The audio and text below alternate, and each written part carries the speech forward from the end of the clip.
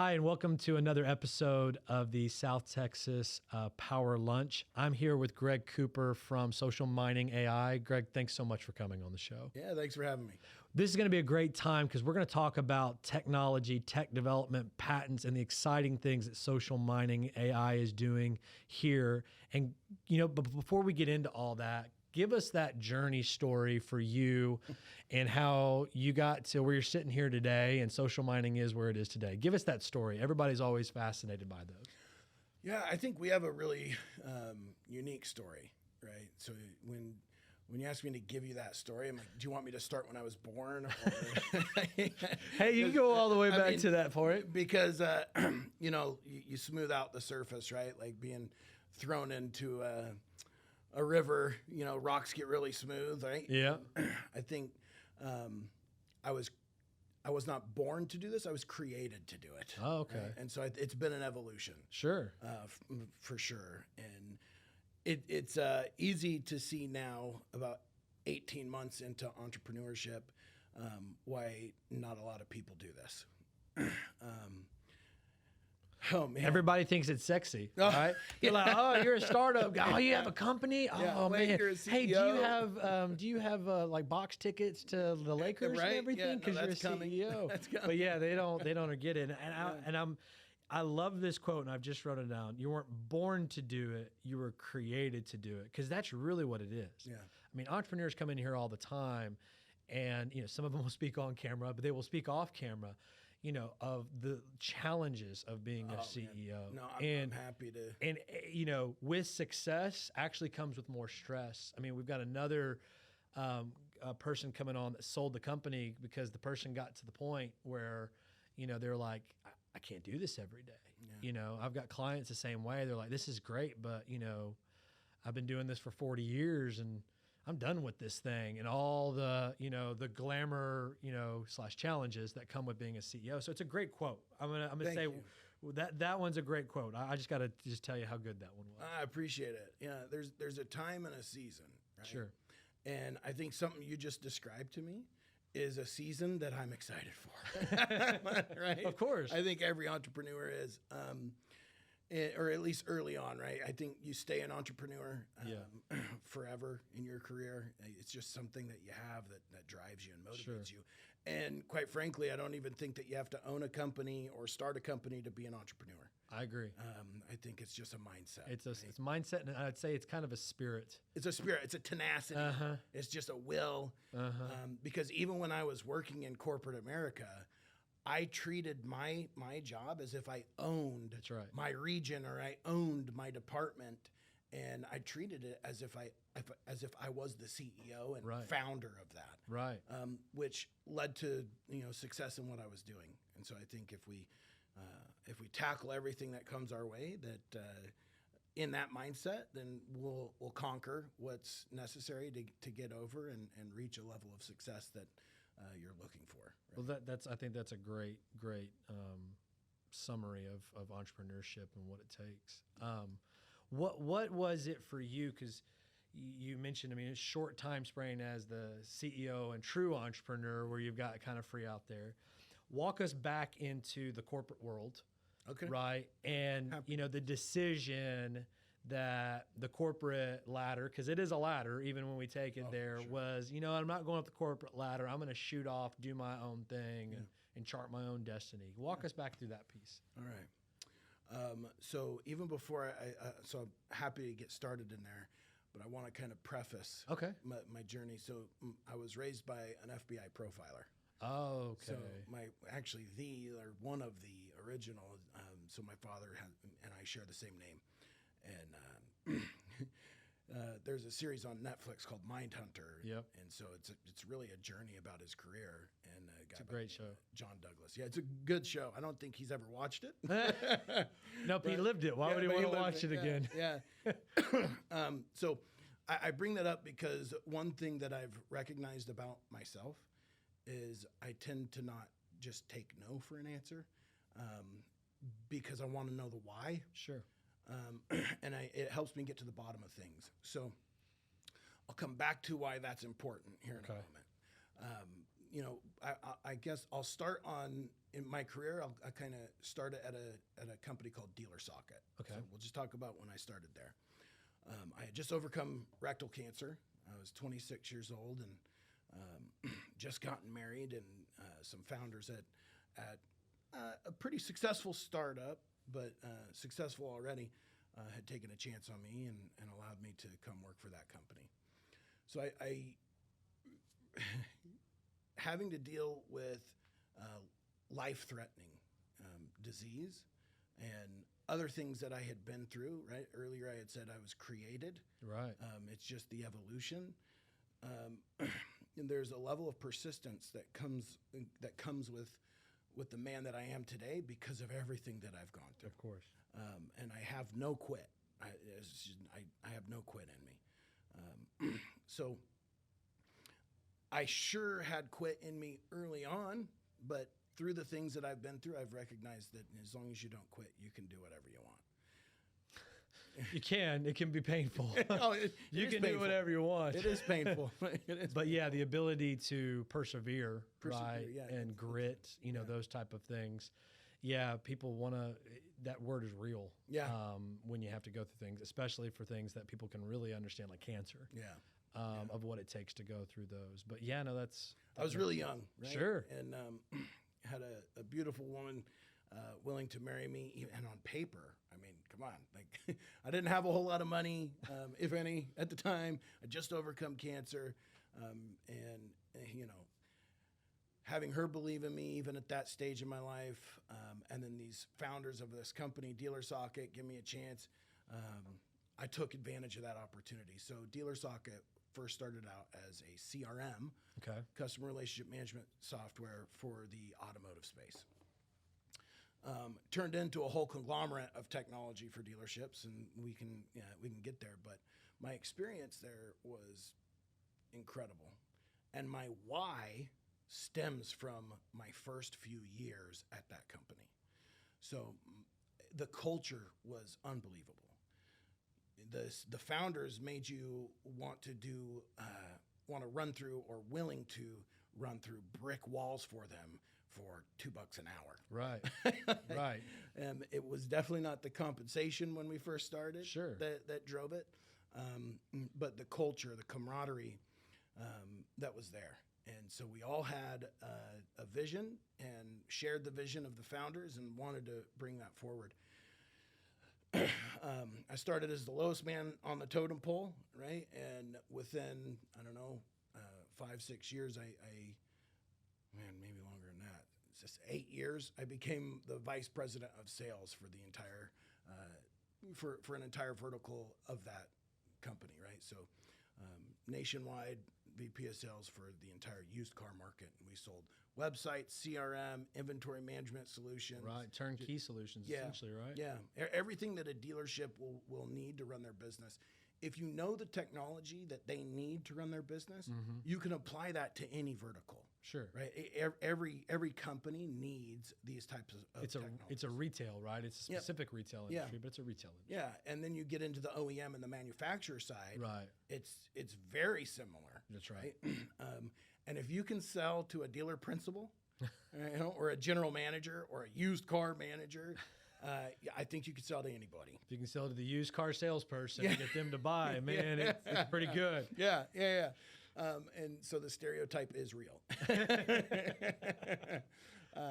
Great people, but I found just that there was a need for technology in any business. Sure. But I really cut my teeth, so to speak, at Dealer Socket, working at, just cold calling dealerships, setting up appointments, to then doing my own presentations.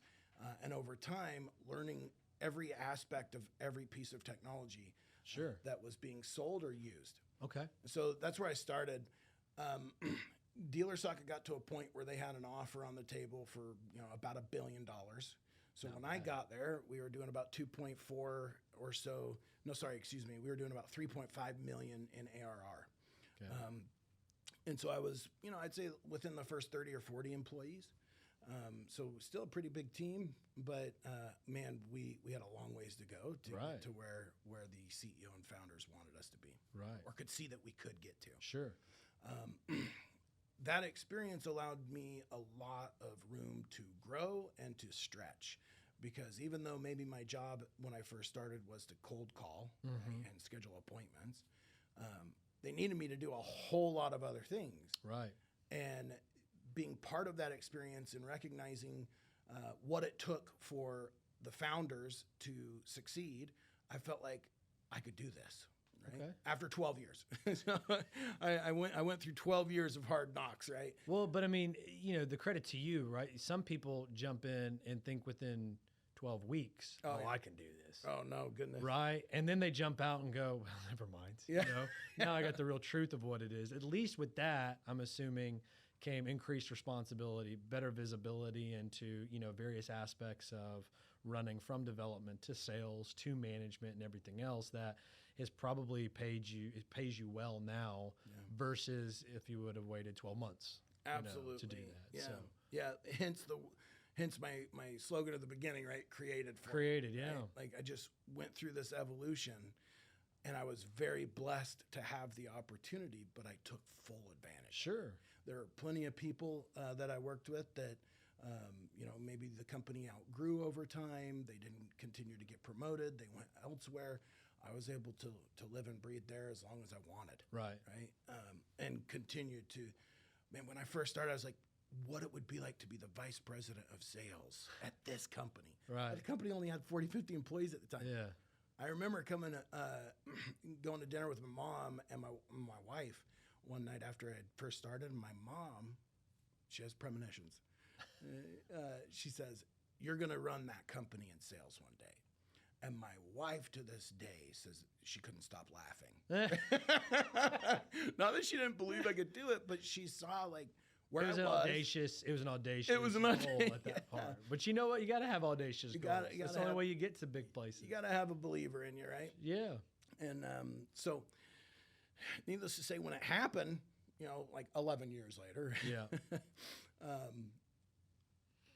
it was not what I thought it was. Like, and I was now the vice president of a much bigger organization. Sure. Right? Like, but I would have, what I was thinking back then was like, man, if I could just be a VP of sales for this 50 or so employee company.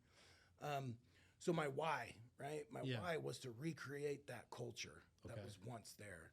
And there were some inner workings and things that were going on. I lifted my head and realized that, you know what, this is no longer the company that we started. Sure. It had gotten so big.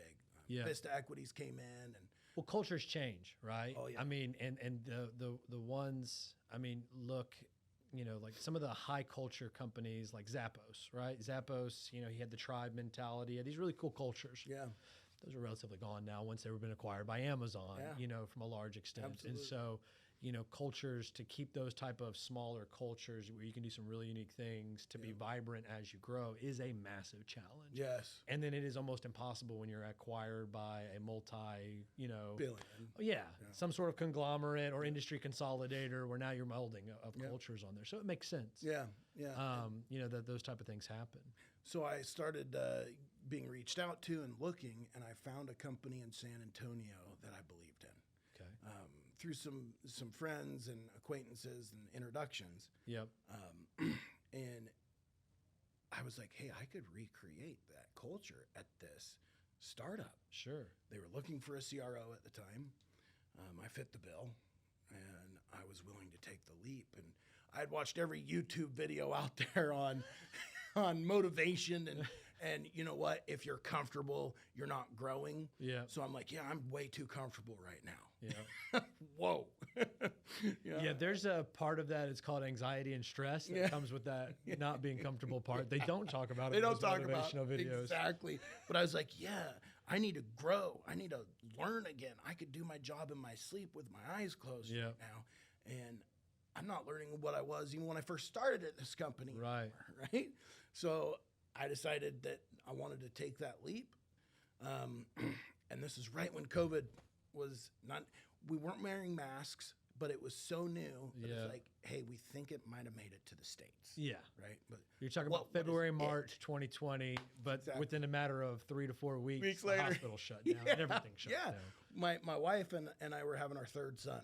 Oh, wow. And so here I am leaving a career path that most people, I think, would kill for. But I wanted that. My why was just like, I have a team of people that love and trust me as a leader. I want to find a culture that they can be happy about, excited about, and a product that they can be really proud to represent. So I went and I started working for this company that I found as a CRO. And long story short, it was not the startup that everybody in my circle had thought. Sure. And so I think that there was some red flags I was willing to ignore because my why was more important than these red flags. Well, and people will jump in on a mission, right? If your why matches the company's why, well, that looks like a great fit. Yeah. But then if you start to realize that the why you were told for the company is really a painting, and wait a minute, the actual things don't match that. Yeah. I mean, that's where another reason why companies don't make it is because culture doesn't match the actual reality of what's going on in the day-to-day way they're running the company. I couldn't agree more. And it's a shame because I totally believed in what I could do for the company and the product. But the expectations and what was really happening, my experience at Dealer Soccer early on let me know right away on day one that there's no way that this company could be at this level already. Sure. Given the architecture of it. Sure. Right. And that's the experience part, right? The details. Yeah. You get a lot of people in startups, they're good at pitching. Yeah. They're good at, I've identified a market issue and a solution, right? But then they can't execute on it. Absolutely.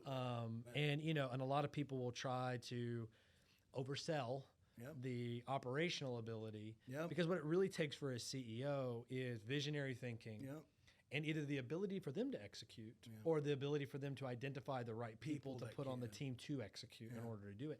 And sometimes people miss that. Well, and that's the book Multipliers. Okay, yeah. Right? So what you just defined, right? Like the best CEO and leader is the type that can actually get other people because it takes a village. Sure. Right?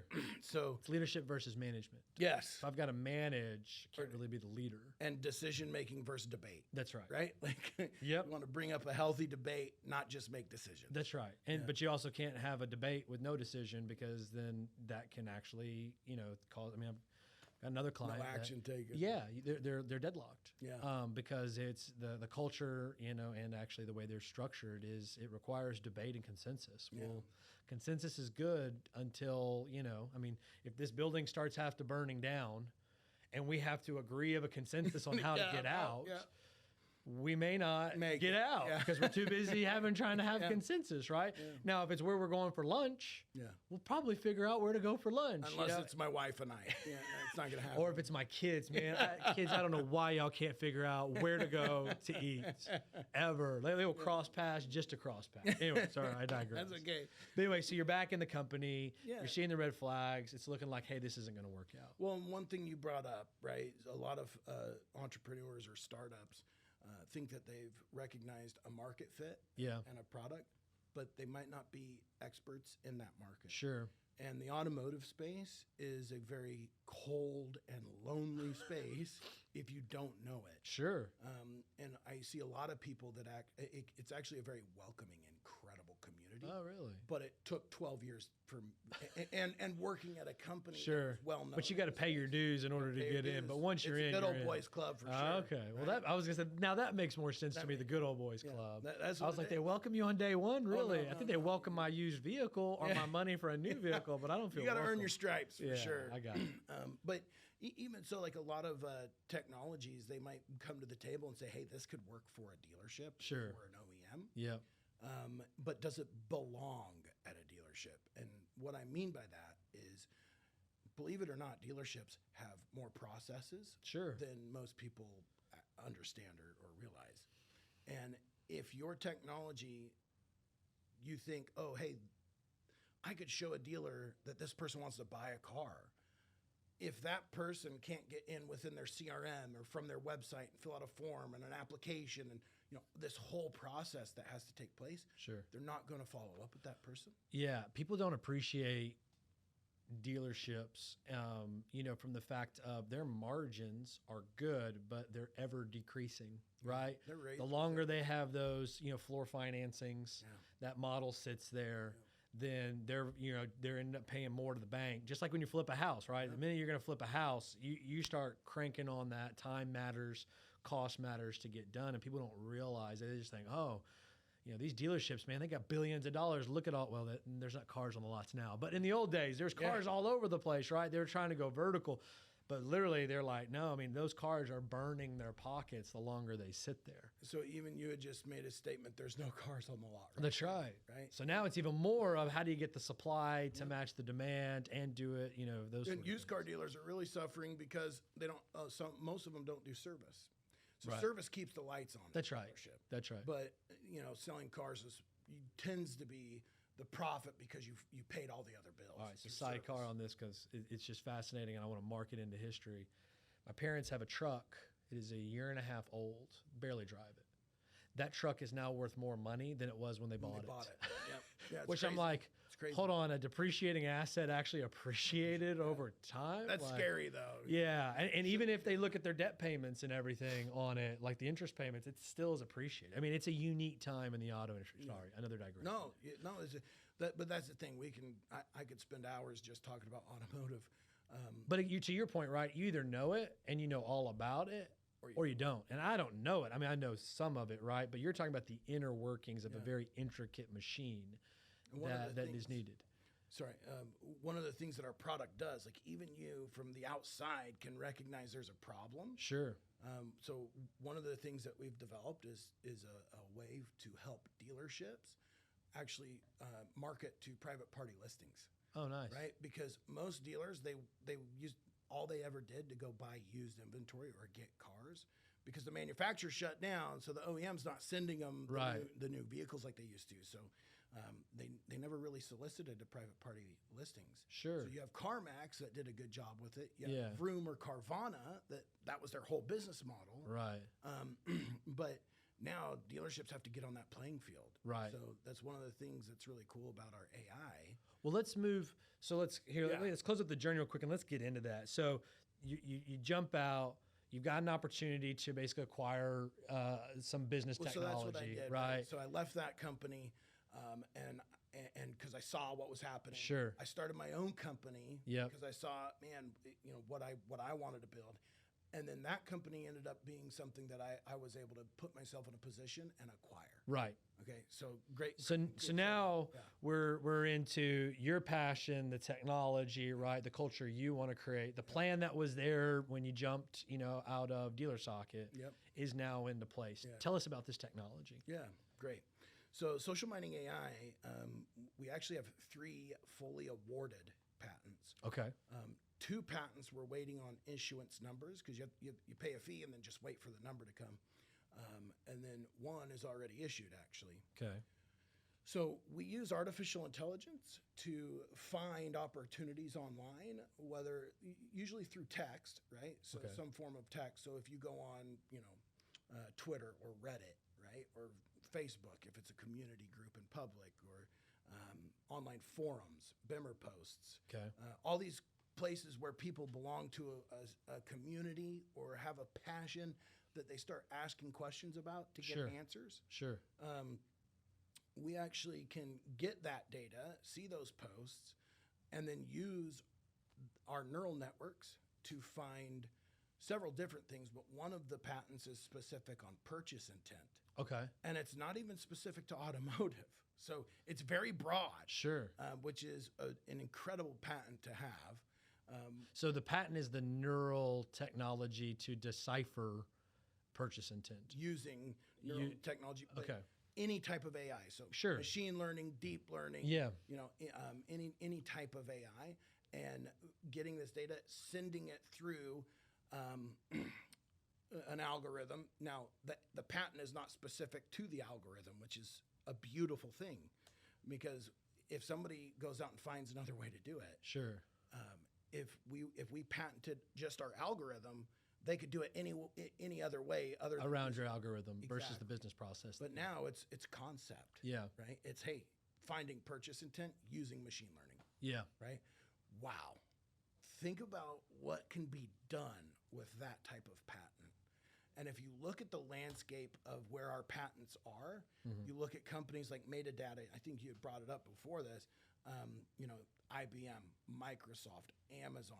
Those are the type of companies that have patents that kind of sit or surround the patents that we have. Okay. So very big conglomerates. Well, let me pause for a second just for some of our viewers and listeners here about when we talk about AI, you went real quick through some things. Let me kind of take us back just a second. Yeah, so help define for us what, from an AI standpoint, is natural language, machine learning, and deep learning. Maybe set the table for us on those real quick. So one, I definitely have advisors to help me through most of that. Sure. There's a gentleman by the name of Neil Sahota that co-chairs for the United Nations on how climate change and AI can be used to help with it. Okay. And he's done TED Talks, so he's really accredited in AI, and he's an advisor of ours right now. But when you ask me, I guess I could break it down where natural language processing is different than what a lot of people, especially in the automotive space, say AI is. So a lot of technologies, especially ones that were created early on, were using more if-then type scenarios. So if they say this, then it means that, right? Correct. Or if it says this, then do that. Yep. Which was really cool early on. Sure. But conversations can go all sorts of different ways. Yeah. And if you don't actually use natural language processing type AI, then you can never actually have a bot, right? Tell you what to say, when to say, or how to say it. Got it. Right. And actually steer a conversation. Right. You can have an if-then bot try to get a name and number from someone. That's right. But that's about right. Like that's right. And if we were robots talking to robots, we could easily do that, right? Because the if-then would find exactly what we're looking for. But we're not like that. We're having all sorts of words all over the place. We're getting off topic, on topic, right? And it's got to take all of that and process that together naturally to be able to say, is there intent? Well, and that's actually a good point, because the reason why automotive first, right? Because the algorithms and what I had acquired had already focused on automotive. Sure. And luckily that was my background, so I understood it really well. Yeah. And I also recognized what developers were doing with the training loop that was wrong. Okay. Because they didn't know automotive. So I was able to look at the training loop, see different words, and recognize what they meant to help train it that much better. So I'll give you an example. Sure. LR&R. Okay. Don't know what that one is. Okay. It stands for lease rates and residuals. Got it. MF, money factor. Okay. Not what most people think. But you get the concept. You get the idea.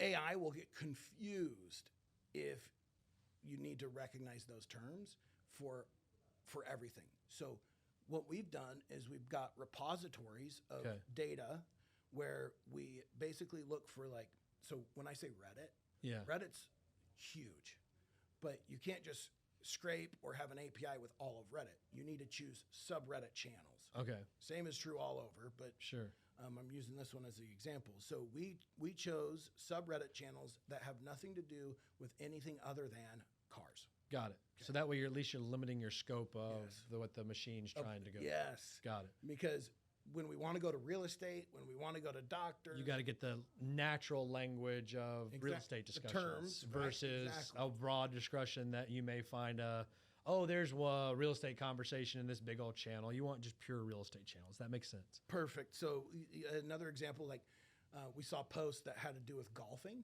Okay. But it was showing up to a dealer that was selling Volkswagen Golfs. It's like, nope, that's not what you do, right? Yeah. So, so anyway, we've narrowed it down so we can go out to any vertical and use this patent and the technology that we've created, and it's actually far easier to go to real estate or door-to-door sales like solar, alarms, pest control, right, or anything for that matter, after you conquer one, but especially automotive because it is very complex. Sure. So, purchase intent is one. Another patent is goods or services. Okay. So imagine somebody just going online mentioning that their back hurts. Yeah. Chiropractor, massage therapist. Like I could think of so many different companies, entities, people, or products that make sense to be advertised to that person now. Sure. And so we can use that as a driver and turn around and reach out to them or advertise to them. So let me ask you this, because, right now we're in this privacy world, right, with cookies. And correct me if I'm wrong, but like right now, like if I go Google something, Yep. that specific Google, we're looking at what I Googled, not what I said, to then get me the advertisements that hit me all over the place, from, the TV to, showing up on my social media feeds. Yeah. But it's my direct intent to take an action that's being deciphered versus what I said. Is that the key difference that we're talking about here? Yeah. Which is a game changer. It's a game changer. And what I do know is that, there are devices by Amazon that are always listening. Your phone too. Yep, and the phone, and they're trying to grab certain keywords, if then, yes, right, versus the natural language on things. So just for the viewers and listeners out there, they may be saying, well, I mean, I get ads all day long. What's he talking about? It's the difference of, if then, what you brought up, or specific action if thens, versus natural language trying to decipher certain meanings from this, which is the difference. No, that's a great way to put it. And goods and services, right? That's another patent that we have. And, we're not an advertisement agency, and we don't advertise to people. So whatever a company decides to do with what we can give them, it's up to them, right? We have created ways to reach out to these people. So we can actually allow a business, or let's say a dealership, to see a post on Reddit where somebody says, hey, I'm looking to buy an F-150 or a Raptor, and I got a 700 credit score, whatever.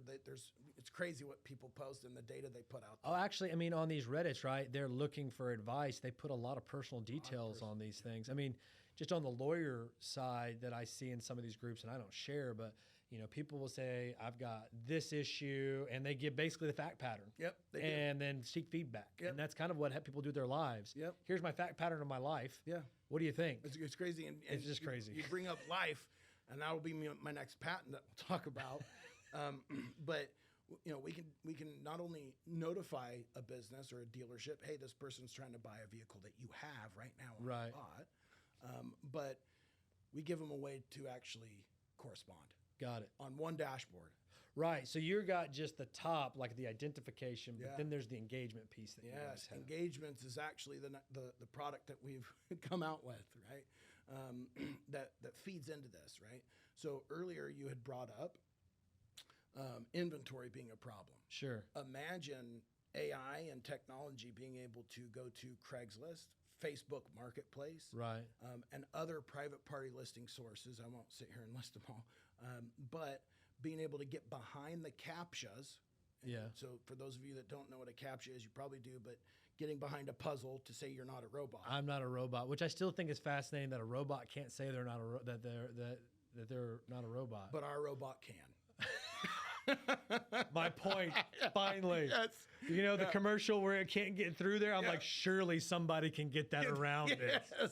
Case in point. Yeah, we figured it out. So we can actually get behind the CAPTCHAs and add these private party listings to what we now have as a lead center. Now remember, my background's CRM. Right. So now you're putting that into the CRM, and now and the way that we integrate into CRMs is incredible, because I did not want to be a CRM, because I just saw everything in the inner workings of creating one and being one.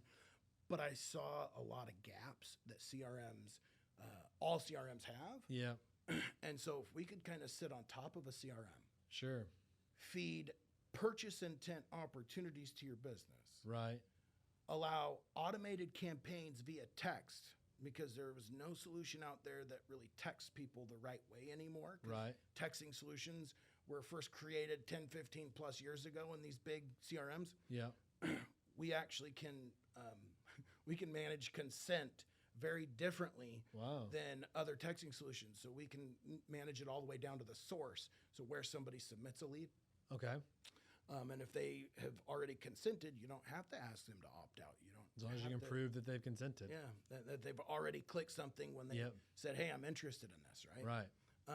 So anyway, I'm getting into like really the nuts and bolts. Sure. But not only can we find opportunities that you never would have found because there's over 200 million posts daily. Right. For you as a business to find the 2 or 3 in your area that Sure. makes sense for you, you just can't read that many. I don't care how big you are. Right. So, you don't have enough Google searches that's going to get you where you need to be. happen, right? Especially since Google feeds you what they want to feed you versus, you know, a true feed or a true feed. web crawler search.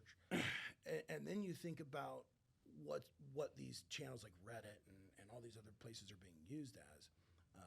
So like Nextdoor is a newer app, right? Yep. For neighborhoods, right? Yep.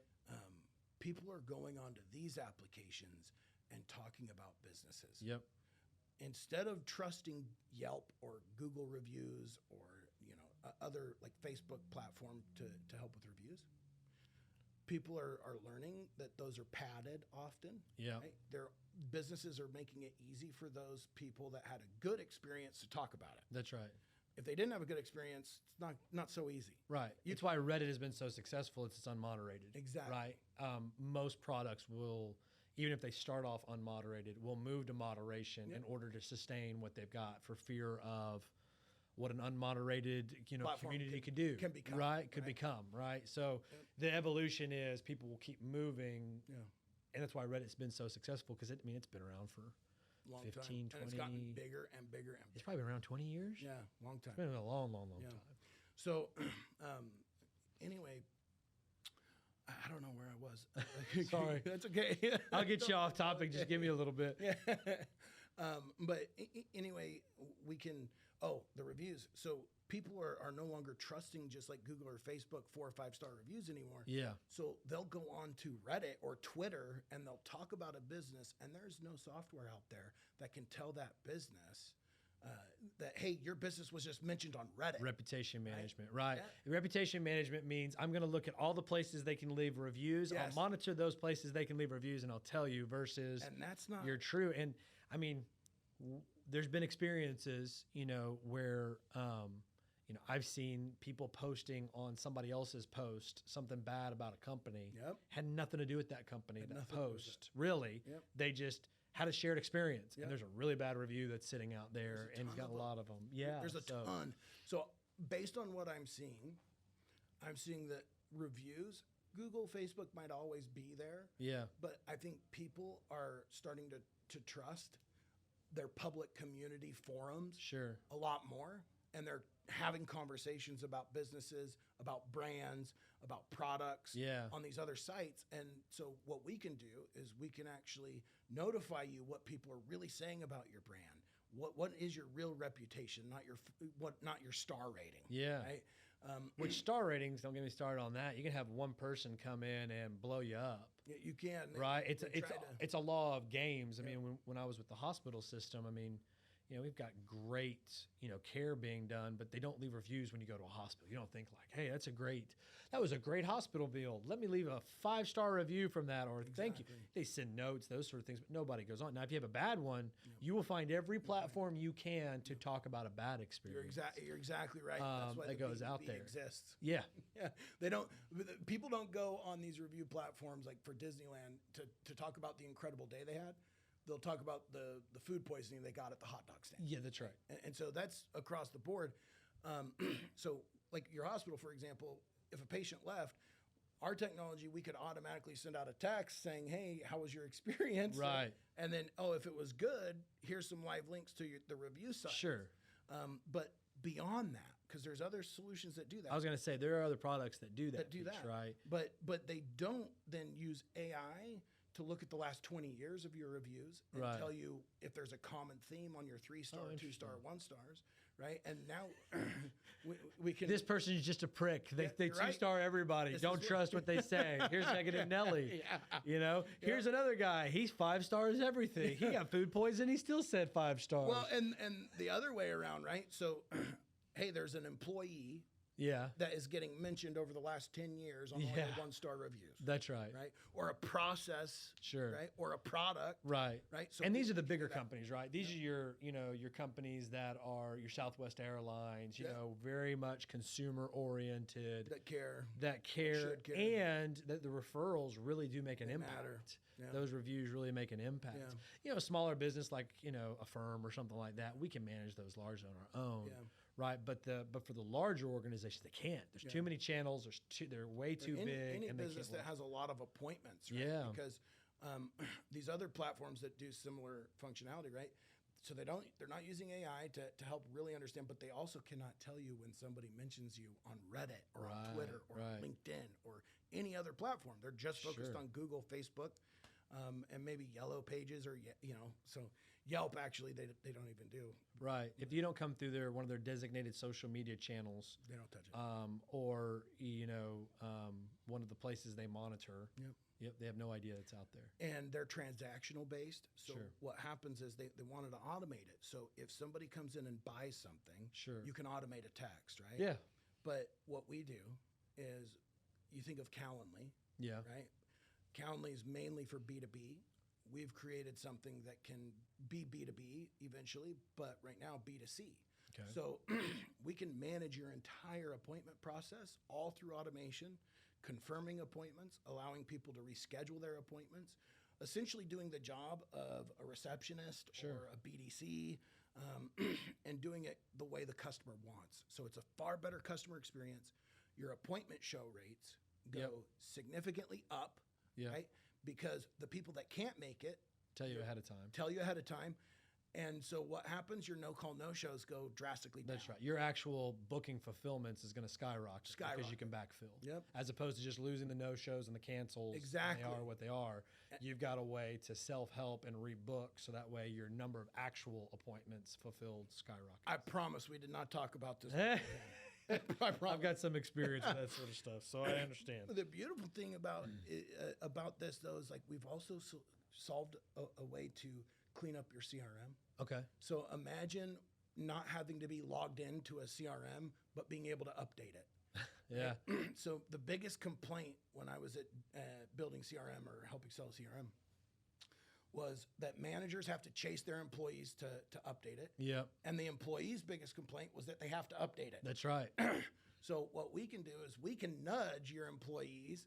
So let's say that an appointment was scheduled for 3 o'clock. Right. Right. At 5 o'clock, we can automatically send a text to the employee if we see that appointment hasn't been marked yet. Right, and then say, hey, which one was it? Yep. And they'll just hit it with the button. Boom, hit it, and then we'll update the CRM. Yeah. If it's a no-show, what do? We go reschedule the appointment for you. Sure. We automatically send a text to the customer. Yeah. Hey, you didn't make it at the appointment today. No problem. Click the link below to reschedule. That's right. And I'm assuming, too, you can give them the ratios and the measures so that way they can forecast better based on what they're doing. Yep. Hey, this is what our actual volumes and appointments are going to look like. Yeah. Yep. Yeah. No, it's fascinating to me. Let me back up and ask you, from a broader, question here for this last, part is patents. Yeah, let's do. Because what you've just described is an operational company, right? Where you've got clear operations using those patents to, be competitive in a marketplace and to grow your company. But as you also just noted, you've got a patent portfolio with significant value. Some people just go for the patent, as far as the portfolio value of it. And some people go for just an operational and don't get the patent. Can you talk a little bit around the patenting of these processes and just your thought process with regard to when to engage a patent and how you view patents? Yeah, beautiful. Yeah, because this is a controversy, even in my inner circle. Sure. Because most investors will say, "Hey, you're a startup. You don't need a patent." Right. But we recognized that AI is the way of the future, and filing for a patent, even before you can really accomplish something, makes a ton of sense because you're protecting your vision. Sure. Right? So we had a local lawyer, Summer Shaw. Yep. Right? Love him. He's great. Nothing but a gem. absolutely appreciate you too. That's all right. Yeah, we'll talk about summer because you brought up patents. There you go. That's fine. You're on the podcast. That was a compliment enough. We're good. Right. So anyhow, Summer has a great vision as well on patents and really educated me a lot. And because I love debate and negotiating, it was conversations that I enjoyed having. So that definitely helped. Sure. But the third patent, not just goods and services, right? But the third patent that we do already have is life events. Okay. So earlier you said people post their whole Yeah. life. You're absolutely right, they do. So we can see on public forums that when somebody graduates, gets promoted, has a baby, gets in a car accident, is moving, relocating. You think about all the businesses out there that want to be engaged at those times. Health issues too. You can know when people are dealing with health issues, wellness issues, all of it. All those sort of things. Yeah. So people have a birthday. You could be a business that sends a text or a message in Facebook Messenger, happy birthday. Right.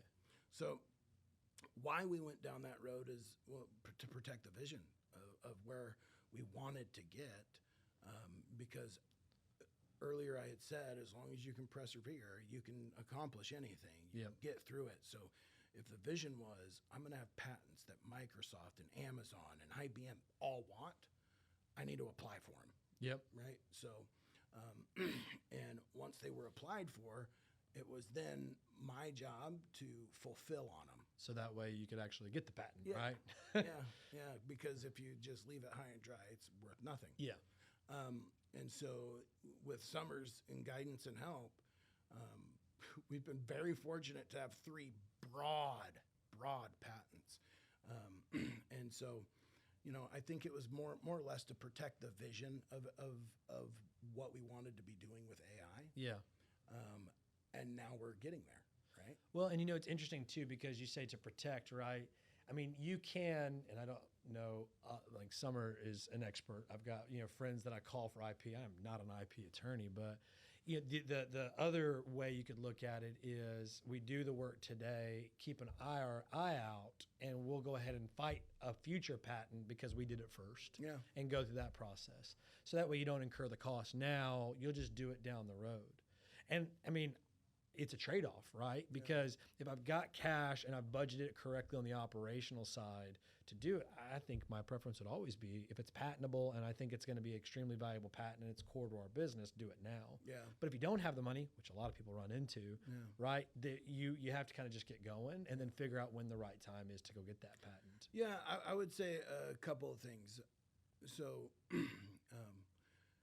if you have a patent on it, doesn't matter if somebody was already doing it, you have the patent. Sure.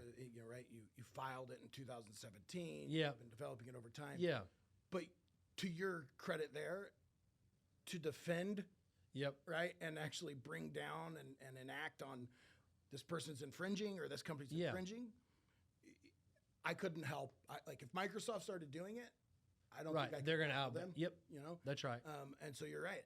Largely, until we get somewhere that we have the backing that can take on these behemoths, right? Then it's probably not worth a whole lot, other than I believe that those big companies will want to buy it, or potentially license it, especially because I think eventually both will want to do it, right? Yeah. And so now, all right, if only one of you want to do it, you have to buy this patent. That's right. Right. So, I think it was more or less the vision of where we were going.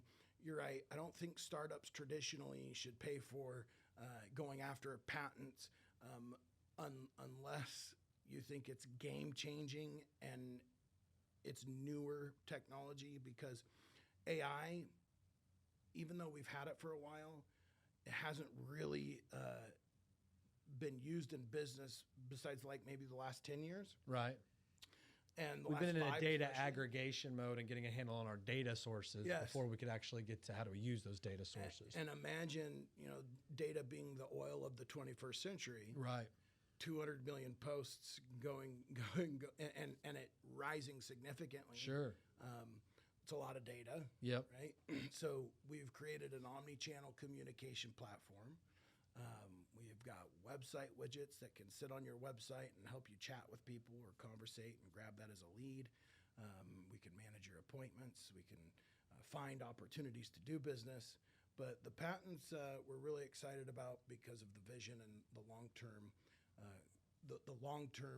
success that I and my team share and believe that we can accomplish, because we believe we will be that big. Right. No, that's great.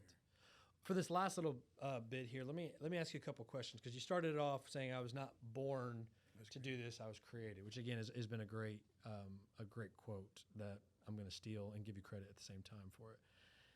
What's been the greatest lesson in almost 2 years now of running Social Mining AI? We're not quite 2 years, but let's just say almost 2 years, right? Yeah. What's been that biggest lesson that has helped in creating you to become the CEO that you can envision yourself becoming? Biggest lesson. Just in the 2 years, or my whole life? That 2 years. Let me 2 years. Where I am? Yeah, no, 2 years. Okay, I'm still learning. I'm still learning a lot. Sure. But I think I've finally reached a point that I see the vision, right, and I see the potential that we have. It's massive. Mm-hmm. In order to scale, you have to trust other people. Sure. And trust in today's society is a fickle. Can be. Yeah, for a lot of people. And so who you end up trusting, right, and aligning with, very similar to your spouse. Okay. Right. I'm very fortunate to have a rock star at home, having my back. And I think through the last 2 years, I've learned that even more. I knew it before, but team is everything. Yeah. And in order to grow this, you've got to release the reins in certain parts of the business. Sure. And let people run with your baby. That's right. You can't manage it the entire time. Yeah. In order to get to a big vision. You have to go to leadership with a little bit of management. Yeah. But if you try to do it with all management, you don't get anywhere. I had that problem. Not anywhere big. I had that problem when I was the vice president of sales for Dealer Socket. Mm-hmm. I would tend to involve myself on everything. Yep. And what you do is you shut down the machine. Yep. Because you're the bottleneck. And if you're the bottleneck, your people are frozen. Yeah. Versus leadership, where they feel empowered. Exactly. And can do what they need to do. But to your point, which I don't want to take away from it still comes back to, do you trust them?